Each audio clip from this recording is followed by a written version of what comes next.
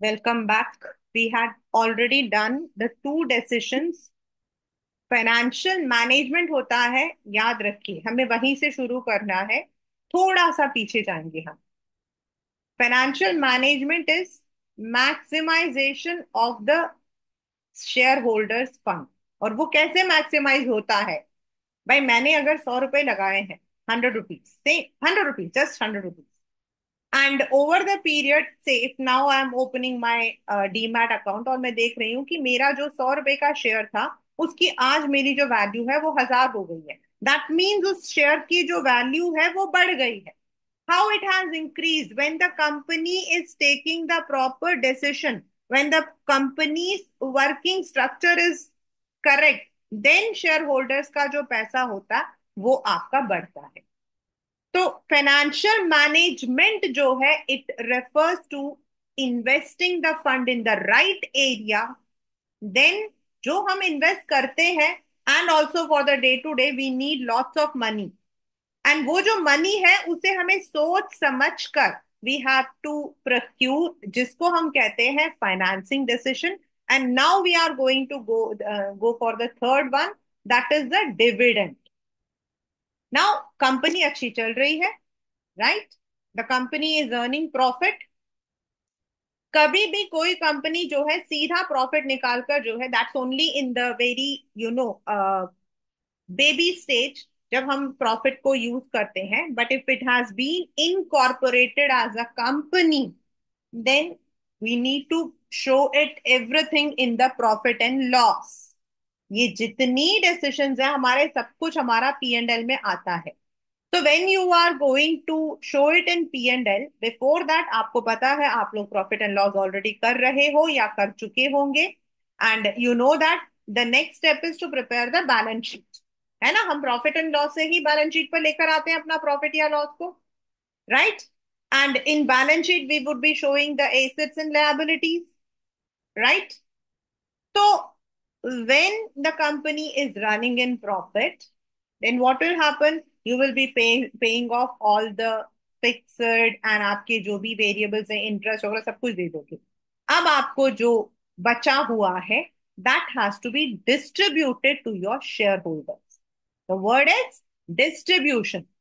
The word is distribution. ये जो word है ना बच्चा, invest, quantum, distribution, this is the key word which will be there in your exam, in your question. तो जो आप डिस्ट्रीब्यूट करोगे उसको हम कहते हैं डिविडेंड। आप लोग उसमें डिवाइड करते हो ना, डिविडेंड डिवाइड करते हो तो डिवाइजर एंड डिविडेंड आता है। तो ये वो है जिसको हमें बांटना है। We have to distribute, right? Now it is not that, it is not mandatory कि आप हर साल जो हो you are declaring the dividend, but most of the companies they declare. That is because if you are not declaring then people will not be investing in your company. तो कितना dividend हमने declare करना है and कितना हम अपने पास रखना चाहते हैं, बिकॉज फ्यूचर में इफ वी नीड मनी, तो it is very difficult you go for a loan, या शुरू शुरू में कंपनीज को लोन में जाना भी नहीं चाहिए, और else it may have troubles. तो the company may keep some amount as retained. हम लोगों ने ये चीज 11th में पढ़ा था, रिटेन्ड अर्निंग्स। रिटेन करना यानी कि बचे हुए पैसे में से कुछ हिस्सा रख लेना, राइट? तो what should be the ratio कि हम कितना रिटेन करके रखना चाहते हैं और कितना डिविडेंड देना चाहते हैं, या फिर कंप्लीट डिविडेंड देना चाहते हैं? What should be, that is called as dividend decision, distribution of profits to its shareholders, right? इसके पीछे ऐसा नहीं है कि एक दिन में हो जाता कि चलो आज हो गया। There is a proper meeting conducted, all the share holders के प्रेफरेंसेस को देखा जाता है, right? Today I think Adani Ports is having their dividend decision का उनका मीटिंग है, तो मीटिंग दी जाती है। They have to analyse many factors before they take the dividend decision. तो what are those factors? First, आपकी कंपनी में इस साल की अर्निंग क्या है? बिकॉज अगर अर्निंग इतनी है which can not be distributed, then it is no way. Secondly, over the past 3 years what has been the stability? अभी आपको पता है पीछे कोविड रहा, Many of the companies were not able to, get the profits. तो what was the overall stability? अगर stable रहा है प्रॉफिट, सेम रहा है, तो आप डिक्लेयर कर सकते हो that you have to see for the quarterly. आपको अपने क्वार्टरली को एनालाइज करना पड़ता है कि एक एक क्वार्टर में कितना रहा है। वॉज इट लाइक ग्राफ आपका ऊपर से नीचे गया, then it should not be. But if it has been, अगर आपका जो ग्राफ है वो बिल्कुल स्ट्रेट में चल रहा है, थोड़ा बहुत ऊपर नीचे चल रहा है, then you can go for a stable dividend. Then if you are going for growth, अगर आपकी कंपनी जो है आगे अपने डाइवर्सिफाई करना चाहती है, अभी हमने एक क्वेश्चन पढ़ा था ना, अगर हम आगे अपनी कंपनी के ब्रांचेस ओपन करना चाहते हैं, हम अपने कंपनी के अंदर और प्रोडक्ट्स लेकर आना चाहते हैं, then we would be needing capital. And to raise capital from डेप्ट इज रिस्की। चीप होता है लेकिन रिस्की होता है। तो अगर आप ग्रोथ अपॉर्चुनिटी है तो आप रिटेन करोगे। देन कैश फ्लो, आपका जो ये कंपनी, आपने जो पैसा लगा रखा है, the investment, what is the cash flow of the project? Because why cash flow? Why cash flow? Because आपको जो डिविडेंड देना है, that has to be given from the current and past year income.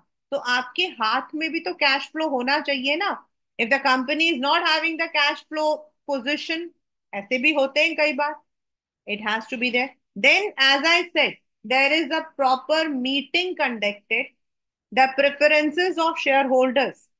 Many of the shareholders invest in the company so that they get a regular dividend. तो अगर preference, हमारे जो share holders हैं, they don't want कि आप जो हो retain करो, and they want the company should declare the dividend full, वो भी देखना पड़ेगा। देन कंपनीज के लिए, यहां याद रखिए class 12, I will be giving something. Companies के लिए dividend is profit. Dividend is profit, तो प्रॉफिट पर टैक्स लगता है। एंड इसीलिए टैक्सेशन पॉलिसी को भी देखना पड़ेगा। What is the policy for the share holders? There is a limit, वहां तक टैक्स नहीं लगता है, उसके बाद it is also taxable. But for the companies it is taxable because it is profit, it is not liability. वो देखना पड़ेगा। Then there are certain legal constraints by company act. वो जब कंपनी शुरू होती है या कंपनी अपने आप को लिस्ट करती है, उस वक्त में कंपनी एक्ट 2013 के अकॉर्डिंग, कंपनी एक्ट 2013 के according some restrictions are placed on some companies, not on all companies, again I'm telling you। तो वो भी आपको देखना पड़ेगा कि ऐसा तो नहीं है कि आपकी कंपनी के ऊपर कोई लीगल कंस्ट्रेंट है। कंस्ट्रेंट मतलब रेस्ट्रिक्शन है। कॉन्ट्रैक्चुअल, आपने लोन ले रखा है, आपने, आपकी कंपनी ने लोन ले रखा है, सो द जिसने लोन दिया है, they might have put some restriction कि आप इससे ज्यादा डिविडेंड नहीं डिक्लेयर करोगे। अब now the question comes, ma'am ऐसा क्यों करेंगे वो लोग? बिकॉज उनको अपना पैसा वापस चाहिए। अगर आपने अपने प्रॉफिट को डिक्लेयर कर दिया और उनका पैसा वापस नहीं किया, then the company can have such situations. इसीलिए there might be a contractual restrictions. Is the difference between legal and contractual clear? Legal is by act, Company Act, and contractual is while the company has taken some loans or something, उसमें हो सकता है। And last but not the least, अगर आपका जो stock market है, if it is bullish, bull पता है क्या होता है? बुल क्या होता है? बुल क्या होता है?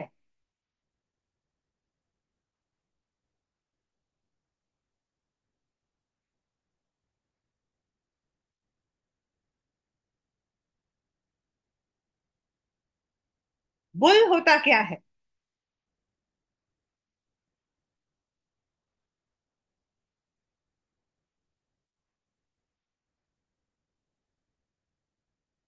दैट इज राइट निरंजन की it's a profitable.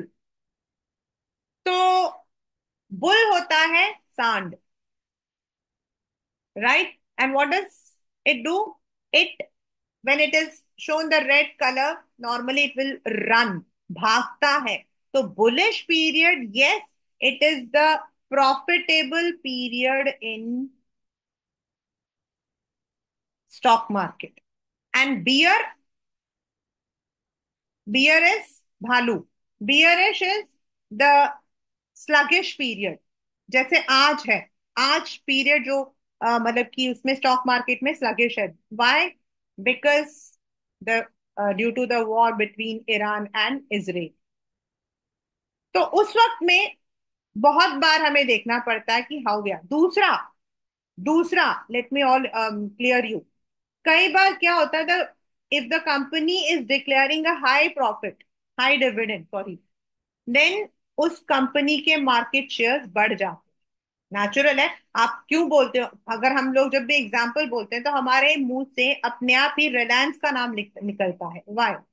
That is because the company has a good market stand. Tata, Reliance, they all have a good market stand. So if the company is giving a good dividend, the stock market के अंदर company की जो stand होती है वो अच्छी हो जाती है। But if it is declaring a lower, then definitely people may sell out the shares with them और उसका market share खत्म हो सकता है। So we also need to look into the stock market reactions. So before declaring any profit as dividend, what we have to do? We have to first of all see कि कितना quantity, कितना amount हम retain करना चाहते हैं, कितना हम declare करना चाहते हैं। और डिक्लेयर करने से पहले we need to take all these factors into account.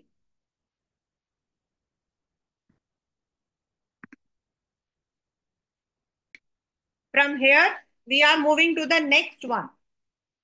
And today I'm going to take up the planning and objectives, difference between financial planning and financial management। उसमें इसके अंदर क्या क्या है मैं बता देती हूँ। फाइनेंशियल प्लानिंग किसको बोलते हैं? What are its aim? Then what is the capital structure of a company, जो हमारा फाइनेंसिंग के अंदर भी आता है कि हाउ वी हैव टू, मतलब that is a decision, that was a decision. And कैसे लगाना चाहिए, दैट इज कैपिटल स्ट्रक्चर। उसके लिए we look into the factors like financial leverage, trading on equity, और trading on equity is a numerical question. I have left a page for this. And then the factors affecting the working capital and the long term capital, right? So now financial planning is a blueprint। Financial planning क्या कहते हैं हम बच्चा, क्योंकि ये आपके paper के important words हैं। I am focusing on words, please do do do do do follow it. It is blueprint कि वो जो हमने प्लान, हमने जो मैनेज, वो तो डिसीशंस है। ये तीन डिसीशंस हमें लेना पड़ता है। तो अब जो फंड है उसे हमें कैसे प्लान करना। The process of estimating the financial requirement of a business, मतलब हमें पूरे साल लॉन्ग टर्म हमें कितना रहेगा, what are the available sources for us, और उसको कैसे हमें यूज करना है। Making a blueprint is called as financial planning. You will better understand when you understand what is the difference. Financial planning is हमारे पास हमें कितना fund की रिक्वायरमेंट है, हमारे पास कितना अवेलेबल है। अभी आज की डेट पर मेरे पास कितना फंड है, आज की डेट पर मेरे पास कितना फंड है, और मुझे कितनी रिक्वायरमेंट है, और ये मुझे कितने दिन के लिए देखना है, maybe for a period of 1 to, then will I be able to smoothly operate जो मेरे पास पैसा है उससे, या मुझे जरूरत पड़ेगी। प्लान करना, बजटिंग करना, राइट? एंड फाइनेंशियल मैनेजमेंट हमारा जो है, it's a broader concept. It's a broader concept. Evaluates the various investment opportunities, कहाँ हम लगाएंगे तो ज्यादा से ज्यादा प्रॉफिट आएगा। ये हमारा करंट है, फाइनेंशियल मैनेजमेंट हमारा ओवरऑल है, राइट। तो फाइनेंशियल प्लानिंग जो है, इट इज अबाउट आइडेंटिफाइंग कितनी रिक्वायरमेंट है और कितना हमारे पास है, from where we have to take the money. Now financial planning's objective is to ensure that the company has funds when they require, and also that the firm is not raising the fund unnecessarily। Retain money रखी हुई थी, उसको हमने देखा नहीं, हमने जो है डेट ले लिया, क्योंकि उसे पूरा आपका कैश फ्लो जो है वो खराब हो जाता है। So you have to ensure that the firm is not raising, it is for necessary purpose, and also that the funds are not idle, the funds are not idle। तो plan करना अपने फंड के लिए, यानी कि हमें fixed के लिए कितनी जरूरत पड़ेगी, हमें वर्किंग के लिए कितनी जरूरत पड़ेगी, उनको एनालाइज करना, एस्टिमेट करना is financial planning. It deals more with the current, and financial management is for the overall. और उसके लिए हमें देखना पड़ेगा that what is the capital structure we need to form. Capital structure is how much we need to have the owner's fund and how much should be the borrowed fund if we want to raise the capital। अगर हमें financing करनी है तो current position पर हम कितना raise कर सकते हैं, और उसके लिए आप क्या करोगे, रेज करना है तो क्या करोगे, आप वो फैक्टर्स देखोगे। तो you will be seeing the leverage, और ये आप लोग जो हो मार्केट अपने नोटबुक में, अपने कहीं पर भी जहां पर आपको रखना, अपने दिमाग में कहीं पर भी, मार्केट दिस इज